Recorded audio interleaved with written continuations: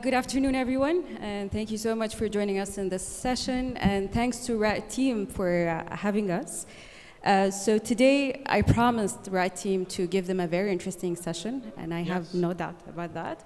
So maybe just to give a bit of introduction about my special guest here. So Jayson is actually an entrepreneur, an angel investor who invested in more than 300 companies, including a number of unicorns. He's also a fund manager, and he's a podcaster where he has or hosts 2 podcasts. Both are great. And last but not least, he's the author of the famous Angel book. Yes. Thank you for joining us, Jayson. It's good to be here.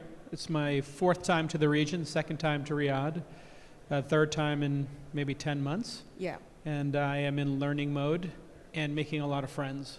Amazing. So I'm a fan of ambitious people. Yeah. So my job is to find the ambitious people. You know the movie The X-Men? Yeah. Like the mutants? That's my speciality. I think entrepreneurs are like mutants. Like they're very special and unique with superpowers. Also, correct. Some investors. And it's been great to come here. And every time I come, I have more friends. So I think Omar is here, invited me. Mazen from Jada, I saw. Ibrahim is here from NT. And Nabil, who read my book and then gave me a big hug and said, "Oh, your book inspired me." And then I found out he ordered hundreds of copies of my book and gave it to everybody. Correct. Maybe allow me to I know that you know the story, but it would be interesting for the audience to know the story. So our CEO, His Excellency Dr. Nabil Kosha, got inspired by your book to actually get into the whole angel investment world, which eventually got him into the venture capital world. And today, His Excellency is managing the entity that is not only investing, but has been a leader in the market and has contributed significantly into developing and creating the venture capital market in KSA. So thank you, Jayson. It's an amazing feeling. You know, every year I think the world gets a little bit smaller, and every time I travel, I notice the distance between Silicon Valley and certain regions, it goes like an hour less. So the flights are getting shorter, the distance is getting shorter, and that flight, the Emirates flight from San Francisco to here, and the lobby of some of these hotels, they feel like you could just be in the lobby in Silicon Valley or Riyadh or Abu Dhabi, and it's all the same people who want to build businesses and make the world better. And I really think, you know, in my career, I've been so lucky because I started after the great financial crisis. Yes. I've only known an upmarket as an investor, but I remember the dot-com bust, I remember the great financial recession, and this latest post-ZERP crash. And so it's very hard to be optimistic after the crash. Correct. It's very easy to be optimistic when you've had a bull run of 14 years, right? And so, you know, what I've found specifically in Saudi is very inspiring to me is the last 2 times I was here, I met with all the family offices. And the stories of multiple generations building businesses. Yes. Oh, this is somebody who had a money exchange in the desert for travelers. And then they added Pizza Hut and Pepsi, and then they did you know, real estate and private equity, and then fund of funds, and now they have their own venture fund. That ambition and hard work ethic, it's very rare in the world. Yeah. And I've traveled the world. I see it, you know, in Australian entrepreneurs. I saw it in China, although, man, they snatched defeat from the jaws of victory. They got rid of all these great entrepreneurs, and Jack Ma now is a painter. Interesting. Yeah. He used to build $100 billion companies, but now he prefers to paint. It's very strange. Yeah. I think he wants to build companies. So it's so inspiring to be in this region, to see people who want to build a better future. And I'm 53 years old now, and I've been very lucky to invest in some of the world's greatest entrepreneurs and be personal friends with them. And I very much want to see the world get better and heal, and for there to be growth, and for humanity to do better. And that is what I see here. And last night, my cab driver, my Uber driver, took me to Mama Nora. That's where I like to go eat at 2 a.m. If anybody wants to go with me, I'm going at 1 a.m., 2 a.m. Sure, and we're get joining you, for sure. Yeah, you come with me. I'll get you the good shawarma. The guy knows the cut I like. And I talked to him, and he said, "You're American?" I said, "Yeah." I said, "You're Saudi?" He said, "Yeah." I said, he said, "Why are you here?" I said, "Because I want to build the future, you know, and I think you guys are doing a great job." He said, I said, "Tell me about your life here." And he said, "The last 5 years have been incredible. Correct. MBS is a superhero." I said, "Oh, superheroes is my speciality." Yeah. He said, "Everybody here now has pride in their work, and they want everything to be better, and they want to succeed." He said, "It's incredible. It's changed so much." And I said, you know, this is what America, you know, was about. And now all we do is fight. And then every time you want to create something great in America, except maybe in Texas and Florida, 2 people want to build, and then 2 people want to stop you. And, you know, we have to build the future, because there are so many pessimistic people who want to stop optimism. They want to stop progress. And it's up to the 1%, 2% of optimistic people to triumph over the negativity. And this is one of the great things about being a capital allocator and working with founders. You get to be ambitious and take risk. And, you know, this is the one thing I hope for people in the region, is that they can celebrate the failure that's going to happen. If you want to be ambitious, you must embrace 60, 70, 80% of your bets going to zero. This is the power law. This is why America remains the entrepreneurial capital of the world. This is why American excellence keeps getting renewed, is because we embrace failure. Now, you're starting the journey of venture capital and this kind of hyper growth. You have great family offices, great business that have been built. But you have to embrace the failure, because without to have massive ambition, you know, you have to have a small chance of success. This is what I've learned in my career.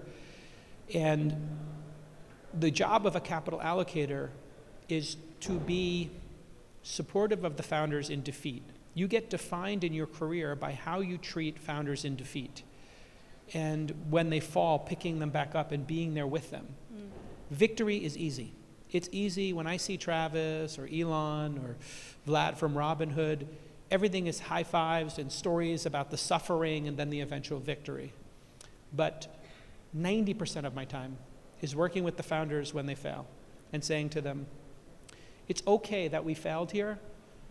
All I want to know, I give them a speech, is when your energy is rebuilt, what's the next idea? And promise me, now that we've lost all this money and we've spent 7, 8, 9, 10 years and failed completely, it's a zero. All I care about is that you come to me with your next idea. Promise me I'll be the first phone call. And now I'm having all those first phone calls come in. And it's the greatest feeling ever, because most entrepreneurs win their 3rd or 4th time. The first 2 or 3 times, it's learning and failure. And so my friends from Beko are here, and they're working very hard. He's over there. Yeah, Danny. Yeah, there he is. Abdulaziz. Yeah, he's here too. Yeah. And Courtney's here, I know, from 500 Global. She's failed a lot, right? When you have an incubator, it's all failure and then one success. So this is my hope for the region, is embrace the failure. Learn to love failure. It's not easy. Can't agree more. I think we are, witnessing maybe, hopefully, this era where we witness some failures and try to embrace those failures. But again, back to your point, I think there is this strong sense of alignment across all key players in the market, which is amazing. Like, everyone wants the same objective. Everyone wants to support and help, which is extremely amazing. And I think this is what differentiates maybe the Saudi market versus maybe other markets. But I think, speaking maybe of failures and some challenges in the market, I think the last 2 years has been very challenging for the venture capital market. whether from, witnessing new technologies emerging in the market, changing consumer behavior, or even the shifts in, the overall economy outlook. As you're raising for your fourth fund, did your investment strategy and portfolio construction parameters change? And if yes, how did that happen, and why actually it has changed? It's changed a lot. If you're going to be a fund manager, you constantly have to examine your mistakes and admit when you made those mistakes, and then refine your technique. When I'm an investor in 24 venture funds, 4 of mine and 20 other. I run my own family office personally, and I do the venture investing. And when I look at venture funds, I want to know about their deal flow, their decision-making process, and doubling down. Those are my three Ds. Deal flow, decision-making, doubling down. Why is it important? Well, the deal flow is your denominator. We have like maybe 20,000 people reaching out to us for fundraising, second only to Y Combinator at my fund launch because of my profile from the podcasts.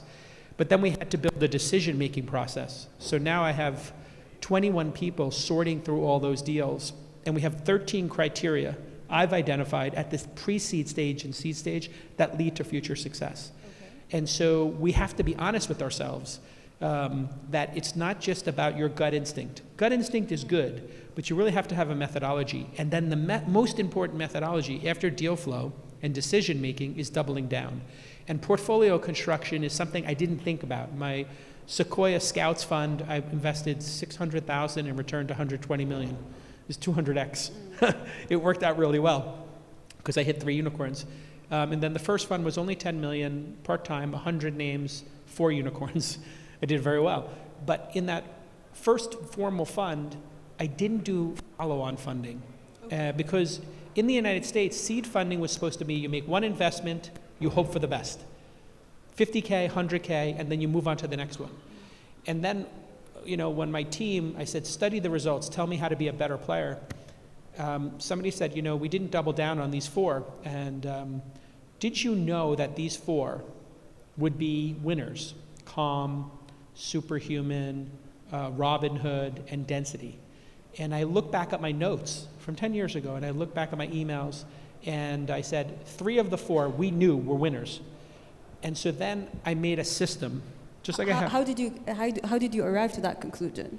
The growth of the user base of Robinhood, the growth of the user base of Calm and Revenue, the growth in the user base of Superhuman were all just very clearly hockey sticks. It didn't take a genius because you look at the chart and it's going like this.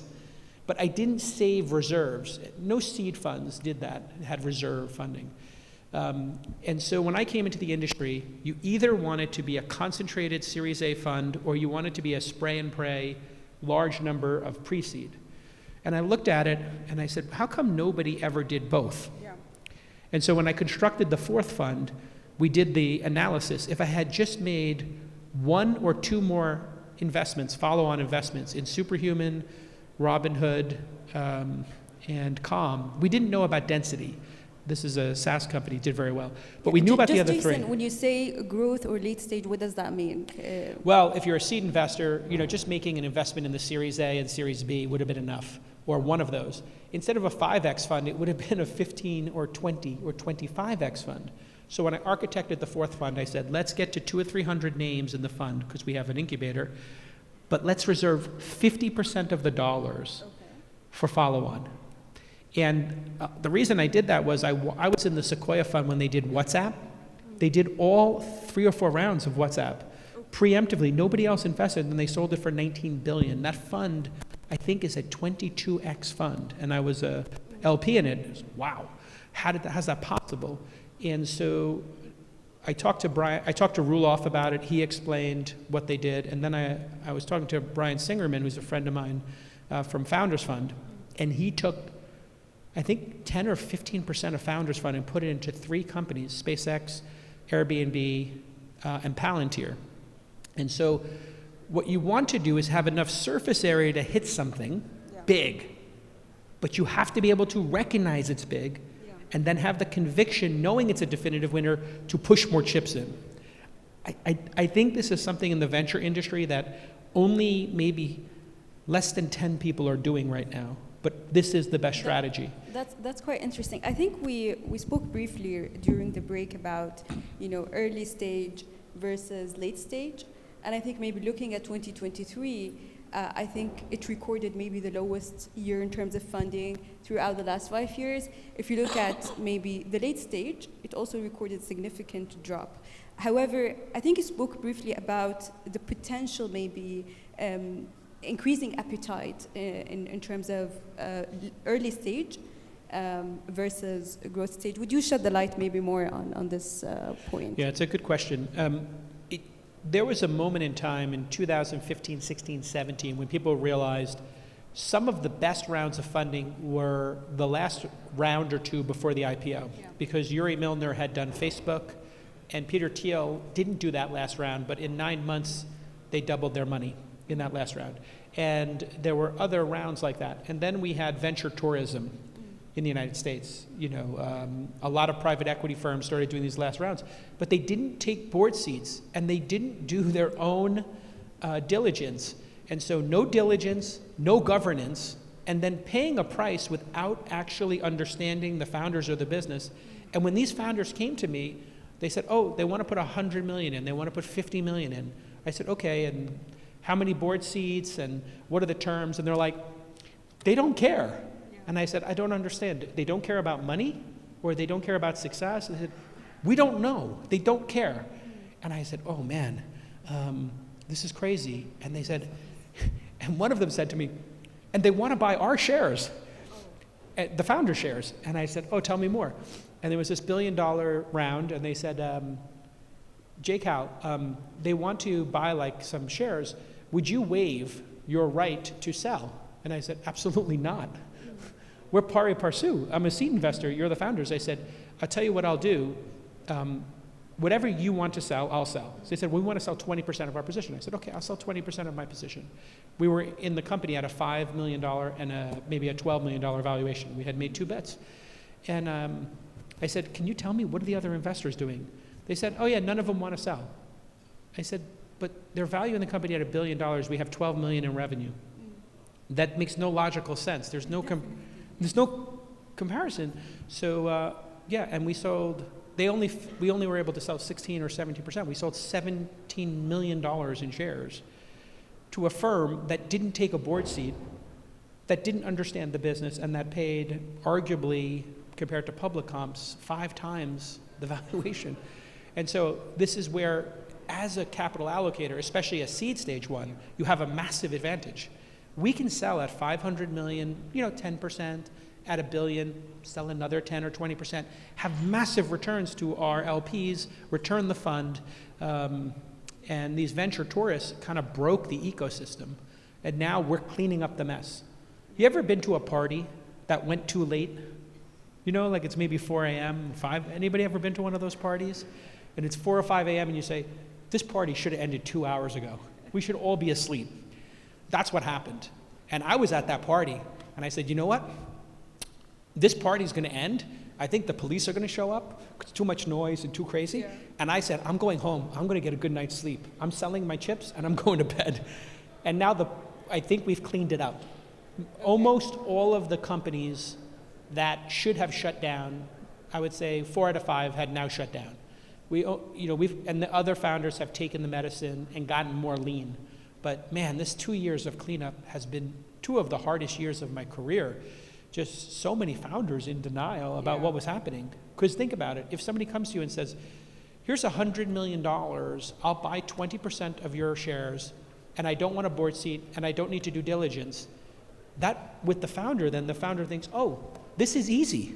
And founder said to me, I said, you're spending you're burning $1 million a month, now you're burning $2 million a month. He said, yeah, but we raised the last round in 15 days. The next time it's going to get easier. I said, what if it gets harder? And they said, it's gotten easier every year. I said, yeah, I don't know if that's going to continue. And it didn't. And then some of those founders, boop, right off the cliff. So you have to be, I think, very logical about what the actual valuation of the company is And as a capital allocator, you have to understand when something is overvalued or undervalued. If it's undervalued, you're supposed to buy it. If it's overvalued, you're supposed to start trimming your position. And I think, being a capital allocator is hard because you get excited and you become optimistic. Remember, we started our conversation talking about optimism. We want to be optimistic, but you have to have discipline. And I have worked very hard on my personal discipline with investing because I am very positive, but I also have to return to LPs and I have to invest in the next generation. So I think it's very important to have a great portfolio strategy and then have great LPs and a great LPAC and great mentors who keep you accountable. My team now, young people, 25 years old, 35 years old who work for me say, Jason, in the book, in chapter 6, you said this. And you told us during training that we don't invest in these categories, and you're breaking these 2 rules. Why? And I have to justify myself to the team and hold myself accountable. It's very important, I think, to be accountable and to be thoughtful about your strategy. Can't agree more. I know we're running out of time. Wael is waving, but I'm sorry, Wael, I have to ask this question. I can't end the session without asking this question. I know we spoke briefly about Saudi, but I think it's not a secret that you had strong views on Saudi previously, and here you are on your 3rd visit, but I'm curious to know what made you actually take that decision to visit Saudi, and I know that you visited UAE as well.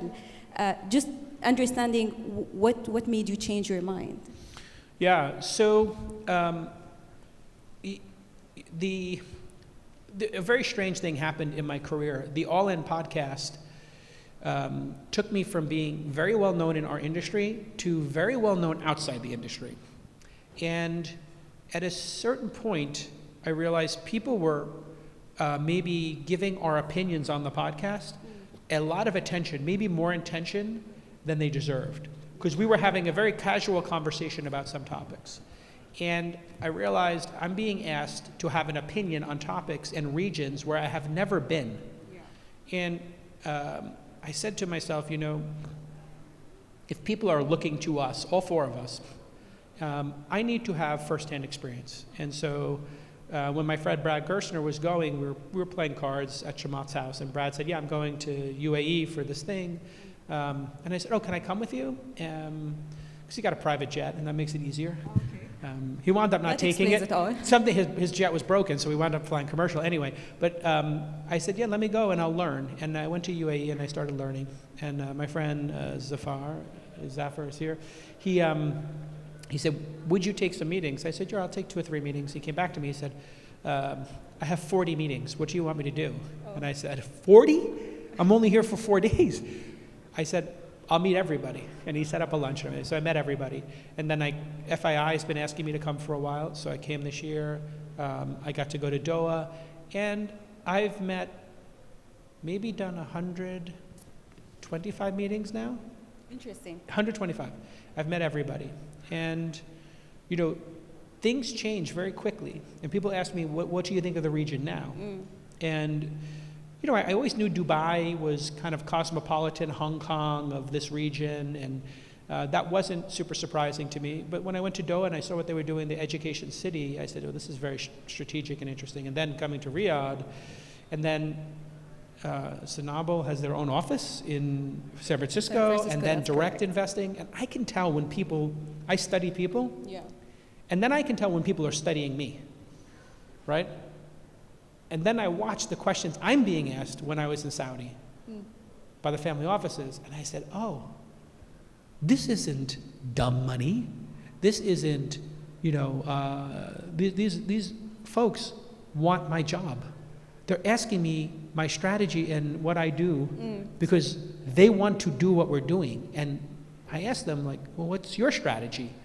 And the strategy is, I think for many people, they don't want to be in fund of funds, and it's fine to be in some, of course, and learn, but then they want to have direct LP relationships. Then they want to do direct investing, and then I think they want to have their own funds.